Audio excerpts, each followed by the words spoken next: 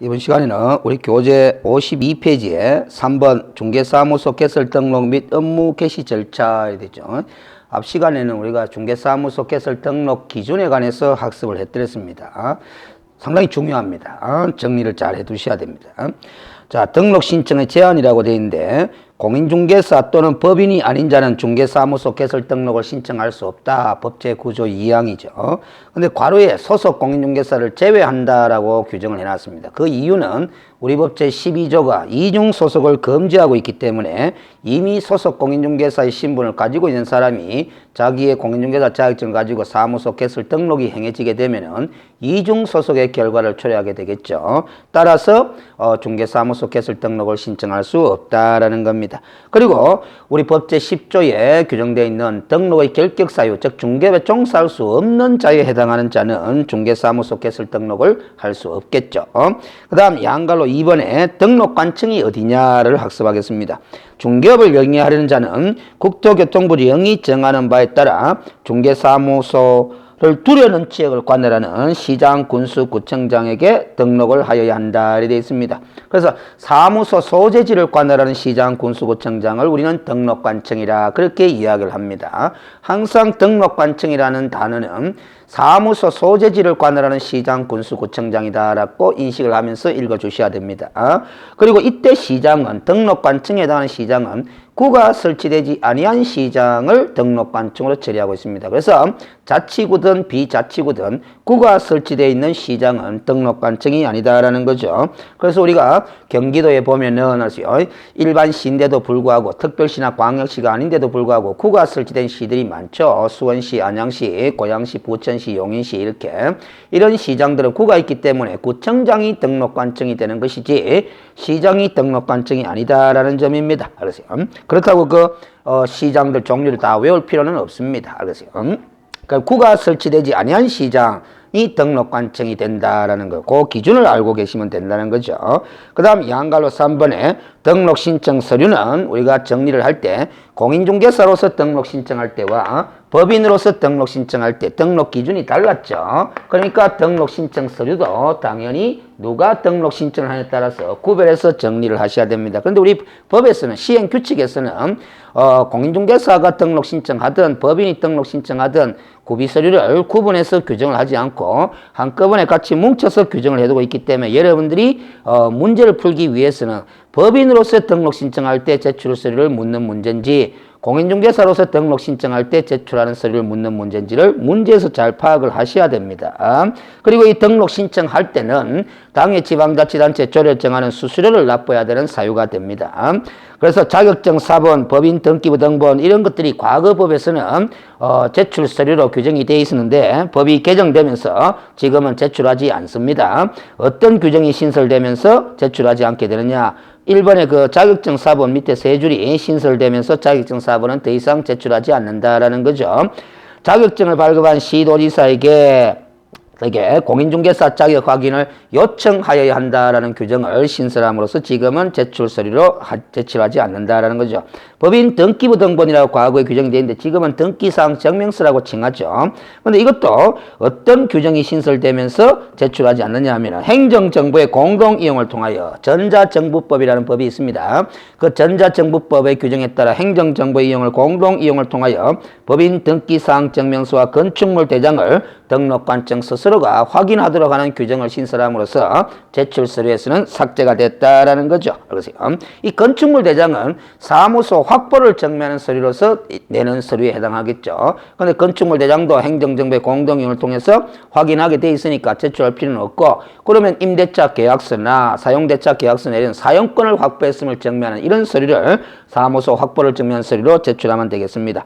그리고 세 번째 제출 서류는 실무교육을 받아야 된다 그랬죠. 등록기준상. 그 실무교육 수료 확인증 사본을 제출하도록 규정하고 있는데 이거는 작년 연말에 12월 30일 날 개정을 했습니다. 그래서 사본 옆에 괄호 문장이 신설됐어요. 그래서 우리 지금 기본서에는 그 괄호가 표시되어 있지 않는데 우리 교수 질문방에 보면은 법령의 개정 내용을 따로 이 자료를 정리해서 게시를 해놨으니까 참고하시기 바랍니다.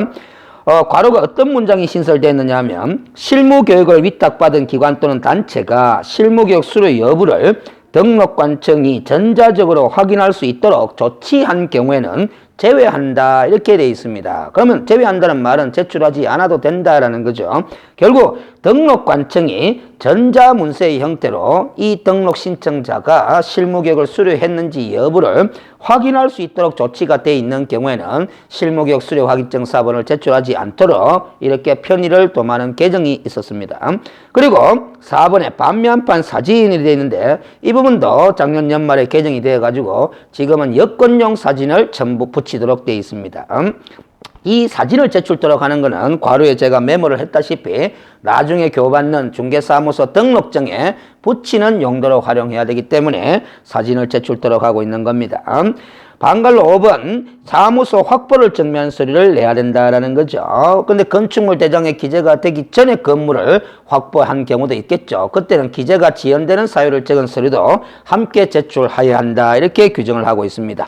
그 다음 우리 교재 54페이지에 방갈로 6번에 보면은 외국인이나 외국 법인으로서 사무소 개설 등록 신청할 때는 이 추가적으로 제출해야 되는 서류가 있다라는 거죠. 주의할 거는 외국인이나 외국에 주된 영업소를 둔 법인이 등록 신청할 때만 추가적으로 제출하는 서류다 하는 점을 인식하면서 정리할 필요가 있습니다.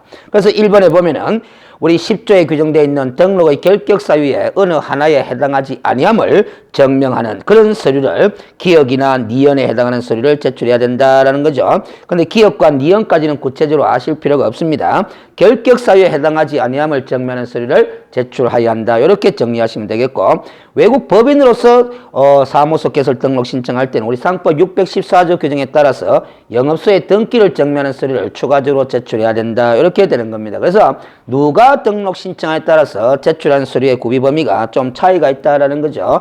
최근에는 그렇게 자주 출제되는 파트는 아닙니다. 그 다음에 양갈로 4번에 개업공인중개사의 종별 변경이라고 되어 있는데 이 부분은 이미 등록한 개업공인중개사가 종별을 달리해서 업무를 계속 수행하고자 할 때는 어떤 절차를 밟아야 될 것이냐, 그 점을 학습하자는 부분입니다. 그래서 원칙은 신규 등록 절차를 밟아야 됩니다. 이미 등록한 개업공인중개사가 종별을 달리하여 업무를 하고자 하는 경우에는 등록 신청서를 다시 제출하여야 한다. 이렇게 규정해두고 있고, 이때 종전에 제출한 서류 중에 변동사항이 없는 서류는 제출하지 아니할 수 있다라는 거죠.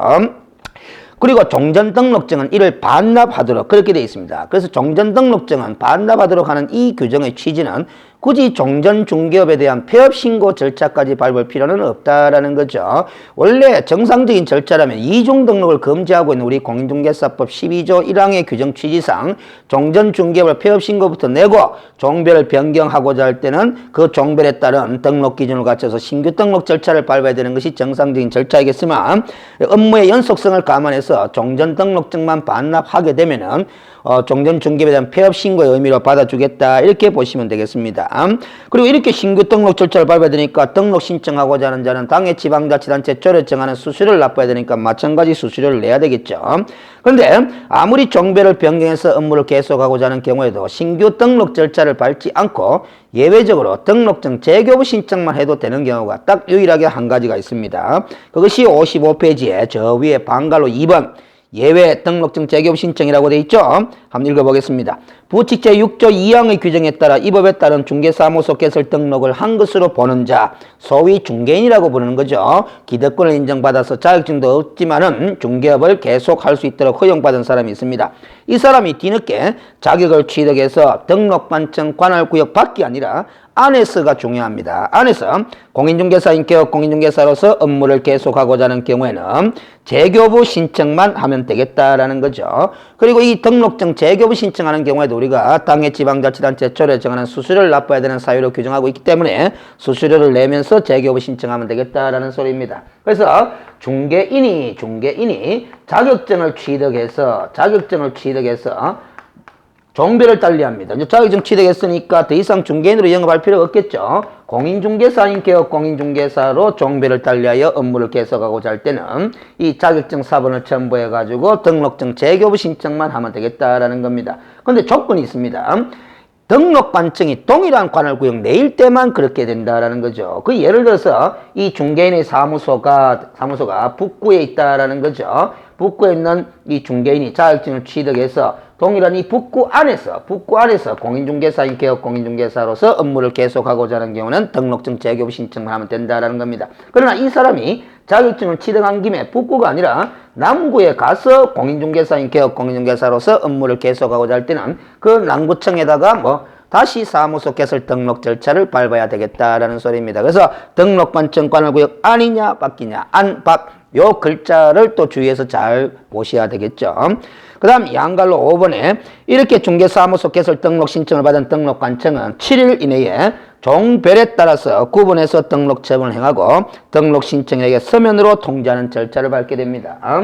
그래서 우리가 등록관청에다가 한다라는 거죠. 이 등록관청은 등록 신청 받은 날로부터 7일 이내에 등록 처분을 행하고 신청에게 서면으로 통지하는데 이때 등록 처분할 때 종별은 두 종류밖에 없죠. 왜냐하면 부칙 제6조 2항에 따른 개업 공인중개사로서의 신규 등록은 있을 수가 없기 때문에 법인으로서 등록 처분, 공인중개사로서 등록 처분 이 두 가지 종류밖에 없습니다. 그래서 과거의 시험 지문에 이론상 개업공인중개사의 종별과 등록을 행하는 개업공인중개사의 종별은 구별된다 이런 지문이 나오는데 답항이 되죠.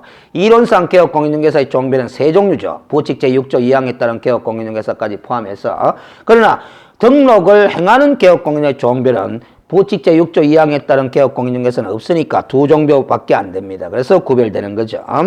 그래서 그 지문을 낸 출제자의 의도는 부칙 제6조 2항에 따른 개업공인중개사로의 신규 등록은 있을 수가 없다라는 점을 우리 수험생이 아느냐 모르냐 그걸 물어보는 의도가 되겠습니다.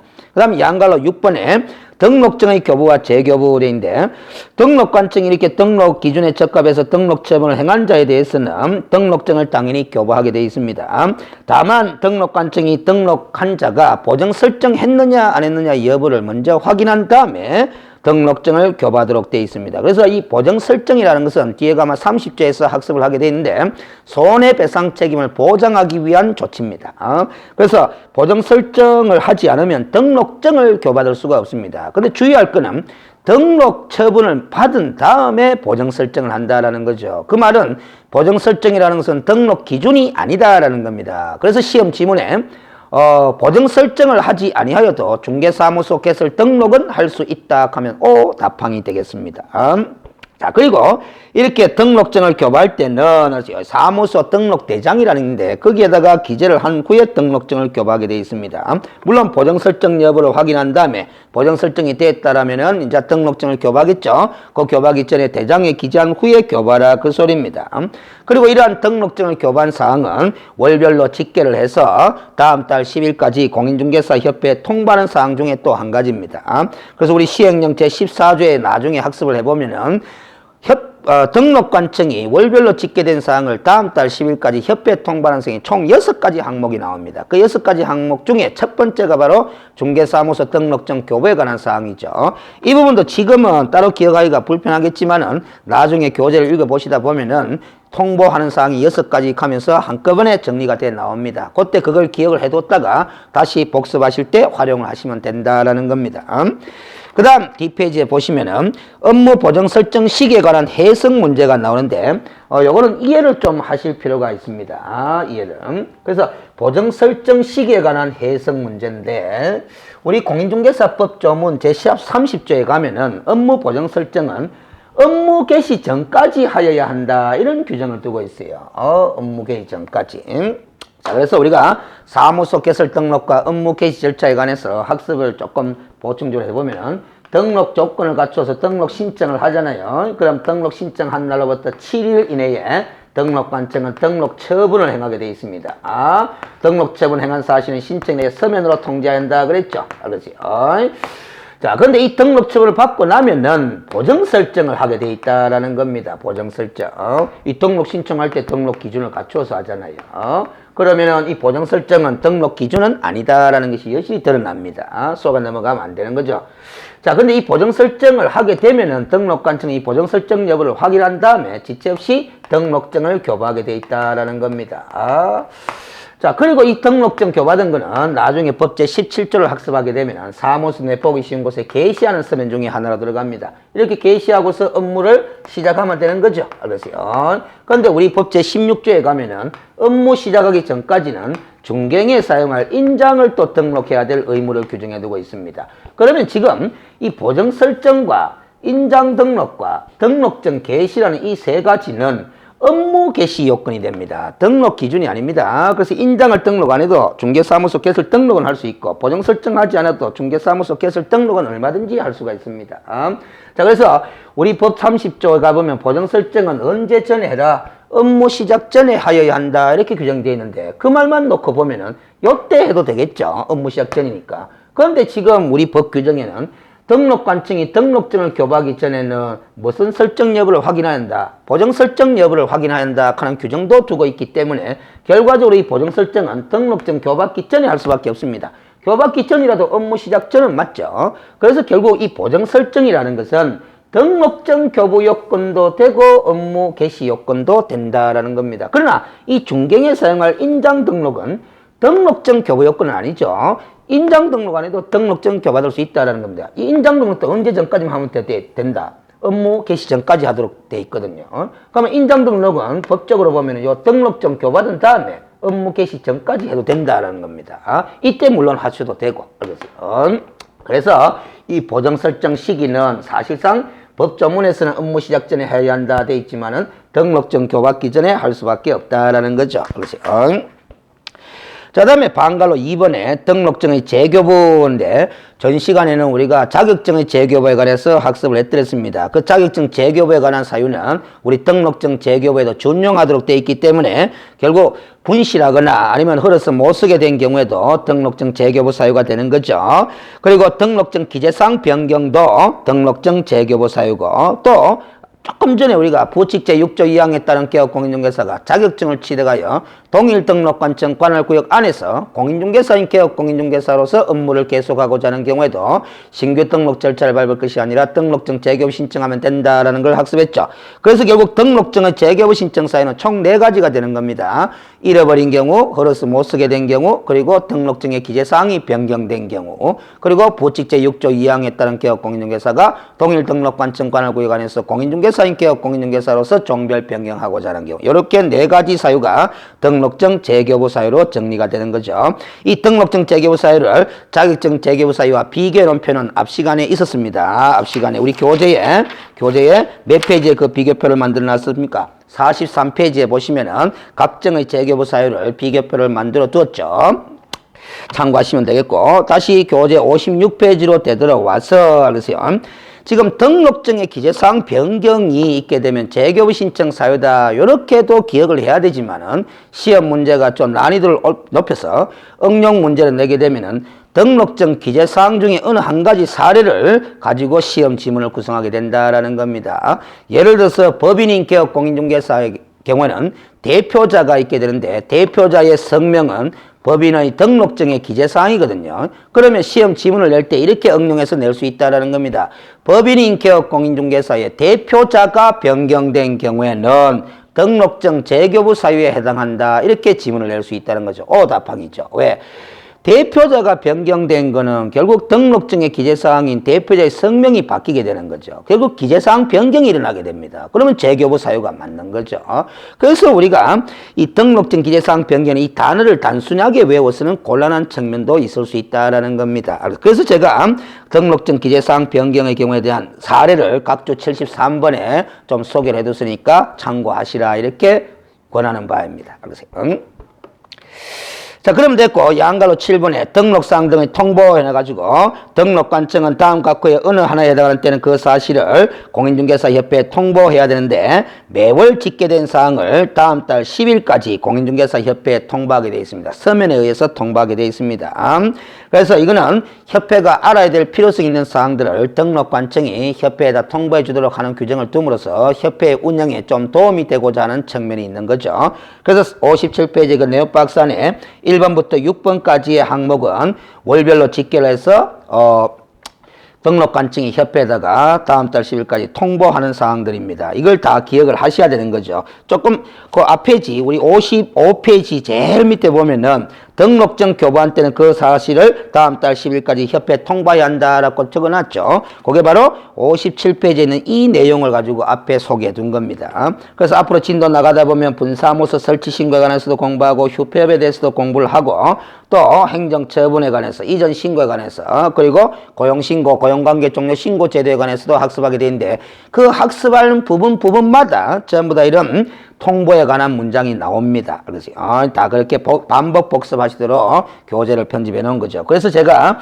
57페이지 그 네오박스표 안에 보면은 그 부분이 나오는 페이지를 다 메모를 해뒀습니다. 55페이지, 72페이지, 91페이지 이런 식으로 그 해당 페이지를 공부할 때 보면은 당연히 이 문장이 나오게 되어 있습니다. 등록관청은 이러이러한 사항을 다음 달 10일까지 공인중개사협회에 통보해야 한다 하는 말이 나오는 거죠. 다 모아놓은 부분이다 라고 생각하시면 됩니다. 자, 57페이지에 4번 중개사무소 개설 등록의 효력과 무등록 중개업에 관한 점을 학습하겠는데 우리 공인중개사법에서는 무등록 중개업을 가장 강력하게 처벌하고 있죠. 3년 이하의 징역 또는 3천만 원 이하의 벌금형으로 형사처벌 대상으로 규정해두고 있습니다. 그래서 이 부분은 무등록 중개업에 해당되는 경우냐 해당되지 않는 경우냐 이걸 판단할 수 있도록 능력을 기르시면 되겠습니다. 그런데 이 무등록 중개업에 해당되느냐 안 되느냐는 간단합니다. 크게 보면 두 가지 사례가 있을 수 있는 거죠. 크게 보면은 애시당초 중개사무소 개설 등록을 하지 않고 중개업을 하는 경우죠. 그런 걸 우리가 원시적 무등록 중개업이다 이렇게 제 나름대로 표현을 사용합니다. 그런데 시험 출제자들은 이런 표현 안 씁니다. 처음부터 등록 절차를 거치지 않고 중개업을 한 걸 원시적 무등록 중개업. 그런데 후발적으로 뒤늦게 무등록 중개업이 되는 사례가 있겠죠. 그건 어떤 경우냐 하면은 일단 등록은 했는데 그 등록의 효력이 소멸된 후에 중개업을 계속한 경우입니다. 등록의 효력이 소멸되면 무등록 상태가 되니까 중개업을 못 하는 거죠. 그런데 그 등록의 효력이 소멸된 이후에도 중개업을 계속하게 되면 그게 바로 후발적 무등록 중개업 사례가 되는 겁니다. 그러면 후발적 무등록 중개업 사례는 어떤 경우가 되는지는 등록의 효력이 소멸되는 사유가 어떤 것들이 있는지를 밝혀내보면 되는 거죠. 우리가 개인적 행정행위로서 성격을 지니는 중개사무소 개설 등록의 성격상 개인인 개업공인중개사가 사망하거나 법인인 개업공인중개사가 해산하게 되면은 등록의 효력은 소멸되게 되는 거죠. 그래서 사망 또는 해산한 이후에 중개업을 계속하게 되면은 무등록 중개업에 해당한다 이렇게 되는 겁니다. 개인인 개업공인중개사가 사망한 후에 중개업을 어떻게 하느냐 사망했는데 얼마든지 그런 사례가 있을 수 있습니다. 우리가 개업 공인중개사인 사람이 자식을 갖다가 중개 보조원으로 고용하고 자식과 아버지가 같이 중개업을 하다가 아버지인 개업 공인중개사가 갑작스럽게 사망하면은 자식이 계속해서 아버지의 사무소에서 중개업을 하게 되죠. 이게 바로 무등록 중개업이 되는 겁니다. 자식은 중개 보조원으로서 등록한 바가 없죠. 무등록 중개업입니다. 그래서 법인은 해산하더라도 인적 구성원과 물적 시설은 다 그대로 갖춰져 있으니까 그 인적 구성원들이 중개업을 해산한 법인의 사무소에서 중개업을 하면 무등록 중개업이 되는 겁니다. 그리고 개업공인중개사 스스로가 폐업 신고를 하도 등록 효력은 소멸되죠. 그럼 폐업 신고 후에 중개업을 하더라도 무등록 중개업. 그리고 법을 위반해서 개업공인중개사가 등록관청으로부터 등록 취소 처분을 받아도 등록의 효력이 소멸되죠. 그러면 등록 취소 처분 후에 중개업을 계속하더라도 무등록 중개업에 해당한다라는 겁니다. 자, 그래서 우리 교재 57페이지에 방갈로 1번의 제목이 사망 또는 법인의 해산이죠. 그런데 이 사망과 해산의 경우에는 우리 공인중개사 법령에서는 폐업 신고에 관한 규정을 두고 있지 않습니다. 단순히 이 사망하거나 해산을 하게 되면은 38조 1항에 따르면은 반드시 등록을 취소해야 되는 절대적 등록 취소사유를 규정하고 있을 뿐입니다. 그래서 폐업 신고는 하지 않습니다. 그래서 시험 지문에 속아 넘어가면 안 되죠. 개인인 개업공인중개사가 사망한 경우에는 사망한 개업공인중개사와 세대를 같이 하는 자가 폐업 신고를 해야 한다. X 지문이 되는 겁니다. 법인인 개업공인중개사가 해산한 경우에는 그 해산한 법인의 대표자이었던 자가 폐업 신고를 해야 한다. X 지문이 되는 거죠. 폐업 신고 사유가 아닙니다. 절대적 등록 취소 사유에 불과하다라는 소리입니다. 그래서 우리 교재의 마지막 네 줄을 읽어보면 주의할 점은 개인인 개업공인중개사 사망 또는 개업공인중개사인 법인의 해산으로 등록효력이 소멸되는 것은 등록관청의 등록 취소 처분에 의해서가 아니라 사망 내지 해산에 의해서 등록효력이 곧바로 소멸된다는 점을 주의하시라라는 소리입니다. 자, 우리가 아무리 사망과 해산이 절대적 등록 취소 사유로 규정이 돼 있어가 등록 취소처분이 내려진다 하더라도 등록 취소 처분에서 효력이 소멸되는 것이 아니라 사망 해산 시점에 바로 등록이 소멸된다는 거죠. 그런 대인적 성격의 행정행위상 당연히 사망과 해산과 동시에 자동적으로 등록이 소멸되는 겁니다. 다만 형식적으로 사후에 등록 취소 처분이 행해질 뿐이죠. 그리고 이 중개법인, 법인인 개업공인중개사의 대표자가 사망했다라는 것과 법인인 개업공인중개사가 해산했다라는 것은 구분해야 되는 거죠. 대표자가 사망하게 되면 법인은 해산한 것이 아닙니다. 새로운 대표자를 선임해서 계속 중개업을 할 수 있게 되는 거죠. 그럼 새로운 대표자를 선임하게 되면 등록증의 기재사항이 변경되니까 재교부 신청 사유에 해당한다는 겁니다. 그래서 또 속아 넘어가면 안 된다는 거죠. 법인인 개업공인중개사의 대표자가 사망한 경우는 법인의 등록이 소멸한다 하면 X 지문이 되는 겁니다. 그 다음 58페이지에 두 번째 등록이 소멸되는 사유가 등록 취소 처분이죠.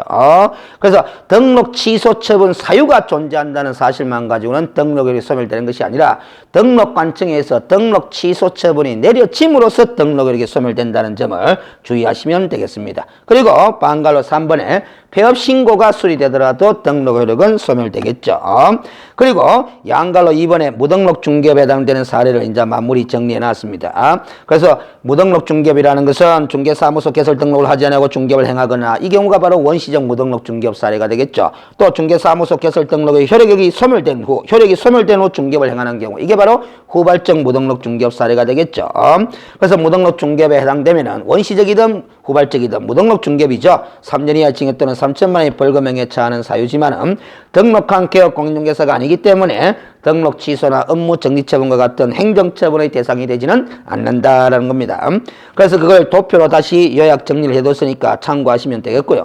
59페이지에 무등록 중개업을 행하는 사람의 보수 청구권에 관한 문제를 어떻게 해석할 것이냐. 이 점이 이제 논란이 될 수 있는데 우리 공인중개사법에는 아무런 규정을 두고 있지 않습니다. 그래서 우리 공인중개사법에는 무등록 중개업을 행하는 사람의 보수 청구권을 인정한다는 규정도 없고 부정한다는 규정도 없기 때문에 전적으로 해석에 의존할 수밖에 없다라는 겁니다. 그래서 우리 무등록자의 보수 청구권에 관해서 대법원 판례가 두 가지가 소개가 되어 있습니다. 2010년도의 판례는 우리 중개사무소 개설 등록에 관한 법제 구조의 규정을 강행법규의 성격을 띈 것으로 보기 때문에 우리 무등록 중개업 하는 사람과 고객과의 보수 지급 약정은 강행법규에 위반된 약정으로서 무효다 이렇게 보기 때문에 무등록 중개업을 한 사람의 보수 청구권을 부정한다라고 보고 있습니다. 그런데 2012년도에 나왔는 대법원 판례는 조금은 사건 케이스가 다릅니다. 무등록 중개업을 한 건 아니죠. 무등록은 맞는데 중개행위를 했을 뿐입니다. 업으로 하지 않았다라면은 우리 법제 구조 등록 규정을 위반한 것은 아니다라는 거죠. 등록 규정을 위반하지 않았기 때문에 무등록 중개업이 아니죠. 그럼 불법이 아닙니다. 그러면은 강행법규 위반하지 않았으니까 그 무등록 중개행위를 했을 뿐인 그 자리의 보수 지급 약정은 당연히 무효라고 해석할 수는 없기 때문에 보수 청구권을 인정하고 있다라는 겁니다. 그래서 우리가 용어 개념 공부할 때도 우리가 2조에서 용어 공부할 때도 단순한 중개행위와 중개업이라는 개념은 구별해야 된다라는 것을 강조해드렸죠. 그래서 무등록 중개와 무등록 중개업은 다르다라는 겁니다. 이거는 불법이지만은 이거는 불법이 아니다라는 거죠. 우리가 등록을 해야 되는 사람은 중개업을 하고자 하는 사람이 등록을 해야 되는 것이지 단순한 중개행위를 하고자 하는 사람은 등록하지 않아도 된다라는 겁니다. 중개를 업으로 하고자 할 때 등록을 해야 된다라는 겁니다. 그래서 무등록 중개행위를 한 자의 보수 지급 약정은 유효, 무등록 중개업을 하는 자의 보수 지급 약정은 강행법규 위반으로서 무효. 이렇게 처리하고 있다라는 겁니다. 대법원 판례는. 그리고 우리 각주 76번에 보면은 형사 사건에 관한 판례인데 그래도 무등록 중개업에 관한 판례이기 때문에 한번 출제의 가능성이 조금은 엿보입니다. 한번 나온 걸로 기억이 나는데 한번 읽어볼까요? 각주 76번. 공인중개사가 아닌 피해자의 중개업. 이 중개업이 바로 이 사건에서는 무등록 중개업입니다. 무등록 중개업은 공인중개사법에 의하여 금지된 행위로서 형사처벌의 대상이 되는 범죄 행위에 해당된다. 범죄라는 것은 형사처벌의 대상이 되는 불법 행위를 다 범죄라고 보면 됩니다. 범죄라고 보면 됩니다. 그래서 우리 공인중개사법상의 범죄 행위들이 많아요. 알겠어요? 무등록 중개업도 3년짜리 형사처벌의 대상이 되니까 공인중개사법상의 범죄 행위가 되는 겁니다. 그런데 이 무등록 중개업은 범죄 행위에 해당되는 건 틀림없는데 사회통념상 도저히 용인될 수 없는 정도로 반사회성을 띠는 경우에 해당하기 때문에 이 무등록 중개업을 행하는 사람의 업무는 보호할 가치가 없다라는 거죠. 그래서 우리 형법에 규정되어 있는 업무방해죄를 통해서 보호하고자 하는 업무라고 볼 수가 없다라는 겁니다. 그러면 단적으로 얘기해서 무등록 중개 업무는 방해하더라도 형법상 업무방해죄가 성립되지 않는다라는 판례입니다. 알겠어요? 그렇게 이해하시면 되고 각조 77번은 뭐 시험 출제거리는 아닙니다.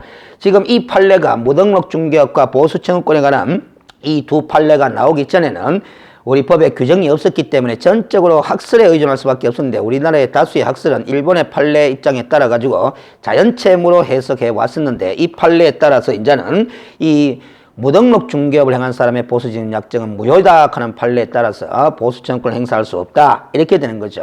자연채무의 개념에 대해서는 묻지는 않는데 참고로 읽어보시면 좋겠습니다. 자, 이렇게 해서 우리가 중개사무소 개설 등록과 업무 개시 절차에 관한 소위 창업 절차죠. 창업 절차에 대한 관련 법 규정들을 다 점검하였습니다. 다음 시간에는 우리 교재 60페이지에 중개사무소 개설 등록을 행할 수도 없고 소속 공인중개사나 중개보조원으로 근무할 수도 없는, 즉 중개업에 종사할 수 없는 부적격 사유인 등록의 결격 사유, 즉 개업 공인중개사 등의 결격 사유 12가지에 대한 학습을 이어나가도록 하겠습니다. 자, 마무리 짓겠습니다. 수고하셨습니다.